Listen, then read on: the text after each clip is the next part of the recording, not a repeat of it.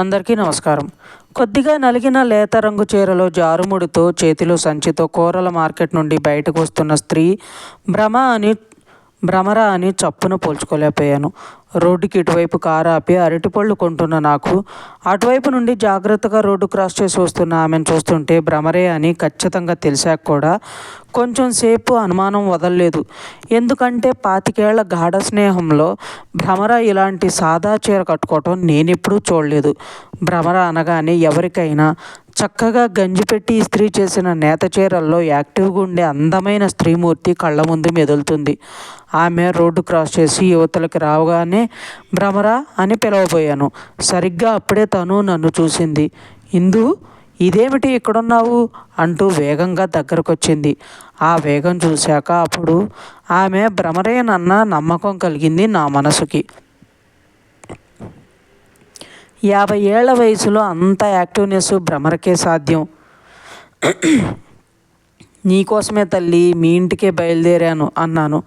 ఇంటికి వెళ్ళి తాళం తీయగానే నేను సోఫాలో కూర్చుంటే భ్రమర మంచినీళ్లు తెచ్చిచ్చింది.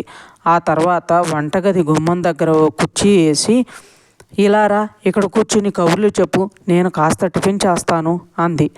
మంచినీళ్ళు గ్లాస్ పక్కన పెట్టి భ్రమర గదిలోకి వెళ్దామనుకుంటున్నా నేను ఆగిపోయాను. నాకు సంబంధించినంత వరకు భ్రమర గది ఓ స్వర్గం. ఒక అరగంట ఆ గదిలో కూర్చుంటే నెల రోజులు ఉత్సాహంగా పనిచేసుకునే శక్తి వస్తుంది నాకు.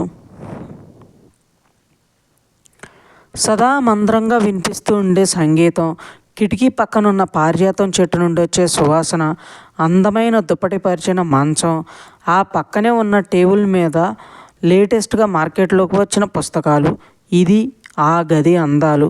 ఎప్పుడు ఇక్కడికి వచ్చినా వెంటనే ఆ గదిలోకి పరిగెత్తి ఆ మంచం మీద వాలిపోయి ఆ సంగీతం వింటూ ఆ పుస్తకాలు తిరగేస్తూ భ్రమర మాటలు వినే నాకు ఇవాళ అది వంటగది గుమ్మం దగ్గర కూర్చోమనడం అసలేం నచ్చలేదు.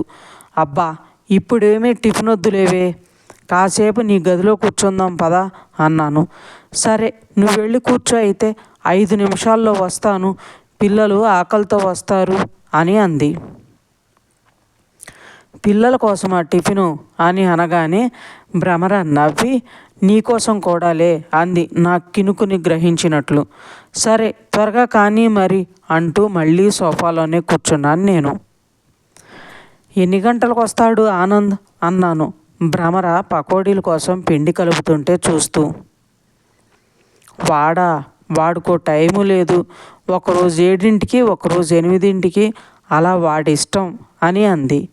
మరి టిఫిన్కి హడావుడేమిటి, ఇప్పుడు 5 అయ్యింది అని అన్నాను. వాడి కోసం ఎవరు చేస్తున్నారు, కోడలు మనవడు వస్తారు కదా ఇప్పుడు అని అంది భ్రమర. ఆమె మాట పూర్తి కాకముందే సుగుణ లోపలికి వచ్చింది.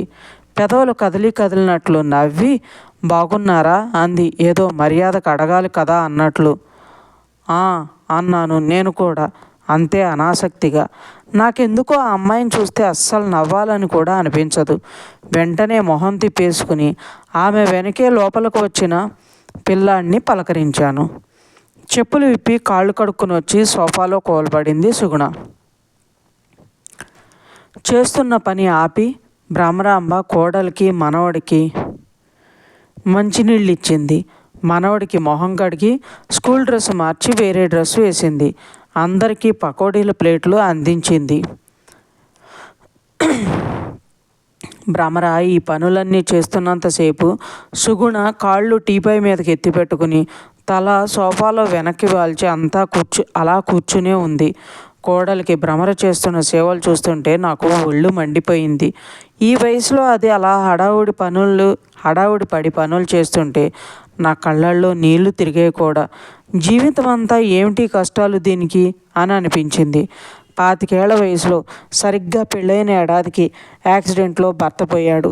ఆ తర్వాత 2 నెలలకి ఆనంద్ పుట్టాడు. ఇన్నేళ్ళు ఒంటరిగా ఆ పిల్లోడిని చూసుకుంటూ బ్రతికింది. వాడిని చదివించింది, మంచి ఉద్యోగస్తుడిని చేసింది, పిల్లని చూసి పెళ్లి చేసింది. పోనీ ఇప్పుడైనా ఇక సుఖపడుతుందనుకుంటే ఇప్పుడు ఈ చాకరీనా? భ్రమర తెచ్చిచ్చిన కాఫీ గ్లాస్ అందుకుంటూ, వంట చెయ్యాలి ఇప్పుడు. ఆయన ఫ్రెండ్ కూడా వస్తారట, ఆఫీస్కి ఫోన్ చేసి చెప్పారు అంది సుగుణ తనలో తను అనుకుంటున్నట్లుగా. ఆమె ఎవరికి చెప్తుందో నాకు అర్థం కాలేదు. భ్రమరకి వంట డ్యూటీ వేసే పద్ధత ఏమిటి ఇది అని అనిపించింది. నేను భ్రమర వైపు చొరచొర చూస్తూ, నీతో కాస్త మాట్లాడదామని వచ్చాను నేను. ఆ గదిలో కూర్చుందాంరా అన్నాను. నా అలక చూసి చిన్నగా నవ్వి మళ్ళీ సుగుణ వైపు తిరిగి, కూరలు అవి ఏం తరగాలో ఇవ్వు, తరిగిస్తాను అని అంది భ్రమర.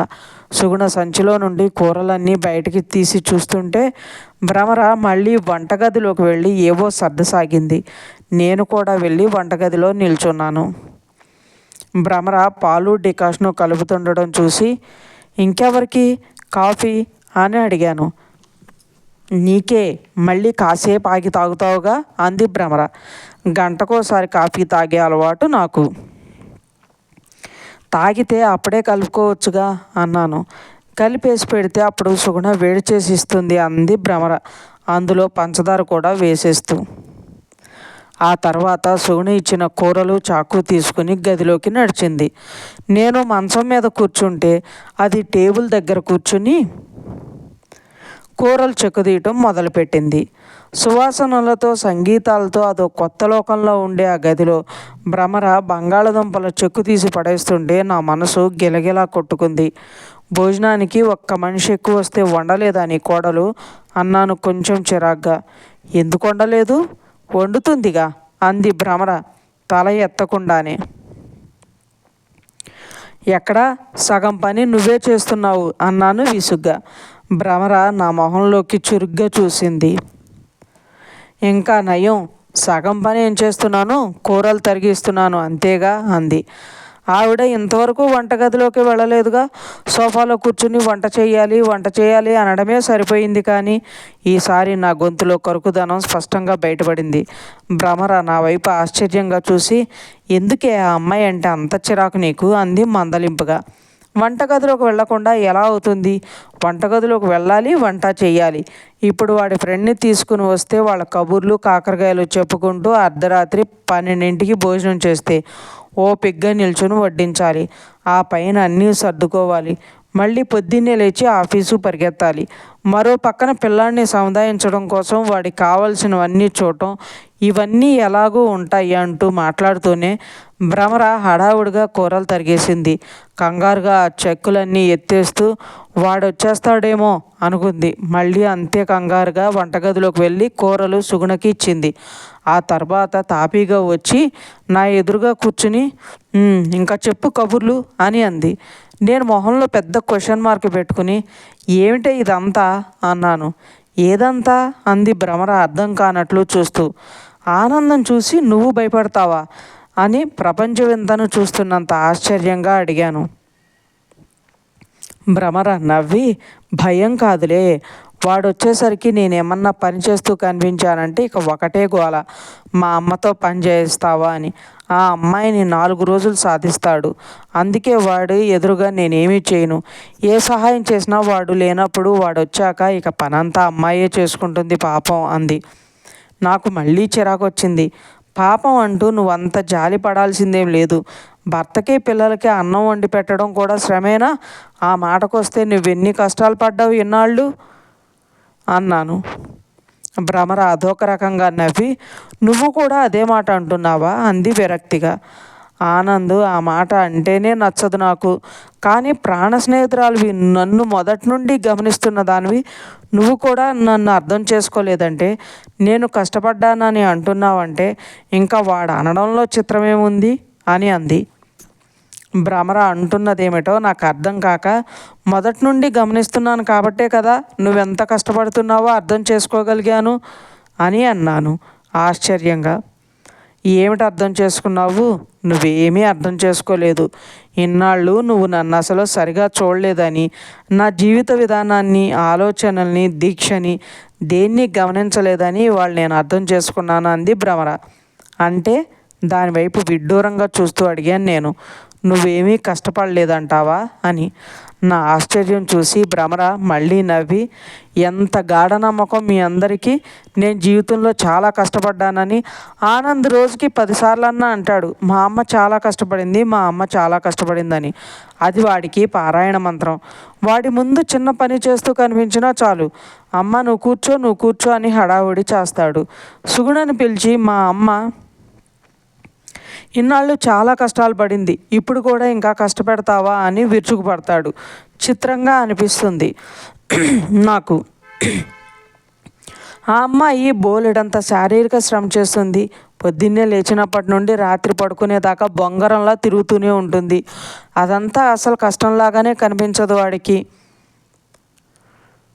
ఇదిగో నువ్వన్నట్లే మొగుడికి అన్నం వండి పెట్టడం కూడా కష్టమేనా నీకు అంటాడు. మరి ఆ మాటకొస్తే నేను ఆ మాత్రం శ్రమ కూడా పడలేదుగా. వండి పెట్టడానికి మొగుడే లేడు కదా నాకు.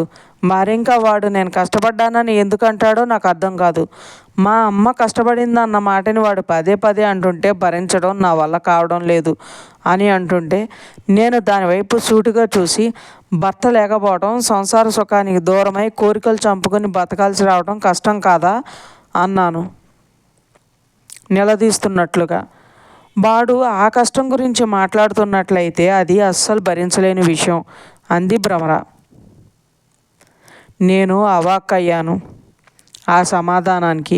నిజమే, ఆ కష్టం గురించి కొడుకు మాట్లాడితే ఇబ్బందిగా ఉండడం సహజమే. అయితే అంతకు మించి భ్రమర ఏ కష్టమూ పడలేదా అని నేను ఆలోచిస్తుంటే దాని మాటలు మళ్ళీ వినిపించాయి. మీరందరూ అనుకుంటున్నట్లు నేనేమీ కష్టపడలేదు. నా జీవితంలో ఒక ఇబ్బంది వచ్చింది నిజమే, కానీ నేను దానికి బాధపడదలుచుకోలేదు. నేను ఆనందంగా ఉండాలని తీర్మానించుకుంటే నన్ను బాధ పెట్టగల పరిస్థితి ఏముంటుంది? నేను నవ్వుతూ ఉండాలి అని నిర్ణయించుకున్నాక నా పెదవుల మీదకి చిరునవ్వు రాకుండా ఆపగల శక్తి ఎవరికి ఉంటుంది? నవ్వాలి అనేది నా మనసులో జరిగే నిర్ణయం. నా మనసుకి పెదవులకు మధ్య మరెవరూ లేనప్పుడు నా నుండి నవ్వెలా దూరం అవుతుంది అని భ్రమర నిట్టూరుస్తూ చెప్పింది. శ్రీధర్ చనిపోయాడని తెలిసినప్పుడు మొదట షాకింగ్గానే అనిపించింది. కానీ నేను వెంటనే తేరుకున్నాను. నన్ను నేను కష్టపెట్టుకోకూడదని, ఒకరు సానుభూతి చూపేటట్లుగా ఉండకూడదని అనుకున్నాను. నా జీవితాన్ని జాగ్రత్తగా మలుపు తిప్పుకొని సంగీతము సాహిత్యము ఒకటేమిటి, ప్రపంచంలో ఉన్న ఆహ్లాదాలన్నింటినీ నా ఇంటి ముంగిట్లో తెచ్చుకుని ఆనందంగా బతికాను. నాకు వచ్చిన కష్టాన్ని నేను జయించాను. ఆ విజయాన్ని మీరెవరూ గుర్తించకపోవడం, పదే పదే నువ్వు కష్టపడ్డావు నువ్వు కష్టపడ్డావు అంటూ సానుభూతి చూపడం నాకు ఆనందాన్ని కలిగించదు, అవమానకరంగా అనిపిస్తుంది అంది బాధగా. తల వంచుకుని భ్రమర మాటలు వింటున్న నేను ఒక రకమైన ఉద్విగ్నతతో మెల్లగా తలెత్తాను. నిజమే, భ్రమర జీవితం మొత్తాన్ని గుర్తు చేసుకుంటే ఇప్పుడు అర్థమవుతుంది. అది ఏనాడు కష్టపడలేదు. కష్టాలు వచ్చాయి నిజమే, కానీ అది కష్టపడలేదు. దానిలో ఉన్న ఆ సామర్థ్యాన్ని ఇంత దగ్గర స్నేహితురాలు అయి ఉండి కూడా గుర్తించకపోవడం ఎంత తప్పో తెలియగానే మెల్లగా గొంతు పెగుల్చుకుని సారీ అన్నాను. నేను అంత దూరం ఆలోచించలేదు. కష్టం రావటానికి కష్టపడటానికి తేడా ఉంటుందని నేను అర్థం చేసుకోలేదు అన్నాను మెల్లగా. నా మాటలకి భ్రమర పెదవులపైన మళ్ళీ అదే అందమైన నవ్వు మెరిసింది. నువ్వు అనాలోచితంగా అన్నావు, నాకు తెలుసు. అందుకే నీ మాటలు నన్ను అంతగా బాధించలేదు. కానీ ఆనంద్ అలా అన్నప్పుడు అందులో ఆలోచన లేకపోవడంతో పాటు వాడి స్వార్థం కూడా కనిపిస్తుంది. అందుకే వాడు మా అమ్మ కష్టపడింది అంటుంటే అది మరీ అవమానకరంగా అనిపిస్తుందని అనగానే స్వార్థమా? నేను ఆశ్చర్యపోతూ అడిగాను. భార్యను ప్రేమించడం బలహీనత అని, తల్లిని ప్రేమించడం మంచితనం అని నమ్మడం లోకరీతి కదా. వాడు అందుకు అతీతుడు కాడు. అందుకే భార్య ఎంత కష్టపడినా వాడి నుండి సానుభూతి ఆశిస్తున్నా వాడు పట్టించుకోడు. భార్య కష్టానికి ఓదార్పుగా ఒక్క మాట మాట్లాడు. తల్లి ఆనందంగా తిరుగుతున్నా నాకు ఈ అనవసరపు సానుభూతి వద్దు నాయనా అని పదే పదే చెప్తున్నా ఆమె పైన మాత్రం సానుభూతి కురిపిస్తూనే ఉంటాడు. తాను మంచి అనిపించుకోవాలనే ఆరాటమే తప్ప ఎవరు కోరుకునేది వాళ్ళకి ఇద్దామనే ఆలోచన లేదు వాడికని విడమర్చి చెప్పింది. భ్రమర దగ్గరికి ఎప్పుడొచ్చినా ఇంతే. వచ్చేటప్పుడు గలగలా మాట్లాడుతూ వస్తాను. ఇక్కడికి వచ్చాక భ్రమర విశ్లేషణలతో అది వెలుబుచ్చే విజ్ఞానంతో తడిసి ముద్దై గొంతు భారమై మాట్లాడలేని స్థితిలో బయటికి వెళ్తాను. ఈరోజు అదే పరిస్థితిలో వెళ్ళి వస్తానని చెప్పి లేచాను. గదిలో నుండి యువతలకు వస్తుంటే, ఆంటీ ఒక్క నిమిషం, కాఫీ తెస్తున్నాను అన్న సుగుణ కేక వినపడింది. ఆ కేకతో పాటు ట్రేలో 2 కప్పులతో వంటగదిలో నుండి పరిగెత్తుకొచ్చిన సుగుణ కనిపించింది. ఆమెను చూసి నేను ఆశ్చర్యపోయాను. నేనెప్పుడూ అనుకోలేదు సుగుణ అంత అందంగా ఉంటుందని. ఆమె పరిగెత్తుకు రావడంలోనూ, ట్రే పట్టుకోవడంలోనూ, మొహంలోని చిరునవ్వులోనూ, మెరిసే కళ్ళలోనూ ఏదో కొత్త అందం. నేను ఆమె వైపు అబ్బురంగా చూస్తూ, చాలా లేట్ అయిపోయింది, ఇప్పుడు ఇంకా కాఫీ ఎందుకులే, బయలుదేరానుగా అన్నాను. మాటల్లో పడి నేను మర్చిపోయాను, ఇందాకే ఇవ్వాల్సింది అని భ్రమర నొచ్చుకుంటున్నట్లుగా అని, పోనీలే కొంచెం తాగి వెళ్ళు, తీసుకొచ్చిందిగా అంటూ నా చేతికి ఒక కప్పు ఇచ్చి తాను ఒక కప్పు తీసుకుంది. ఇందాకే తెచ్చాను అత్తయ్య, కానీ తలుపు దగ్గరికి రాగానే మీ మాటలు వినిపించాయి, వింటూ నిలబడిపోయాను అన్న సుగుణ మాటలకి నేను ఉలిక్కిపడి భ్రమర వైపు చూశాను. మన కష్టాన్ని చూసుకుని మనమే బాధపడటం అనవసరం అయితే ఎదుటి వాళ్ళ బాధపడాలని కోరుకోవటం అసహ్యమని ఇవాళ మీ మాటలు వింటుంటే అర్థమైంది నాకు. అంత గొప్ప విషయాన్ని తెలుసుకునే ప్రయత్నంలో కాఫీ కాస్త చల్లారిపోయింది, అందుకే మళ్ళీ వేడి చేసి తీసుకొచ్చాను అంది సుగుణ. ఆ మాటలు చెప్పేసి సుగుణ వంటగదిలోకి వెళ్ళిపోతుంటే ఉన్నట్లుండి ఆమె అద్భుతంగా కనబడడానికి కారణం ఏమిటో నాకు అర్థమైంది. ఎదుటి వాళ్ళ నుండి సానుభూతిని కూడా ఆశించని మనుషుల తేజస్సు ఎలా ఉంటుందో అనుభవం అయ్యి ఇంటి బాట పట్టాను, సంతోషంగా, సంతృప్తిగా. ఫ్రెండ్స్ మీకు శుభం. ఫ్రెండ్స్ మీకు ఈ స్టోరీ నచ్చినట్లయితే లైక్ చేయండి, సబ్స్క్రైబ్ చేయండి. ఇంతలా ఆదరిస్తున్నందుకు థ్యాంక్ యూ సో మచ్.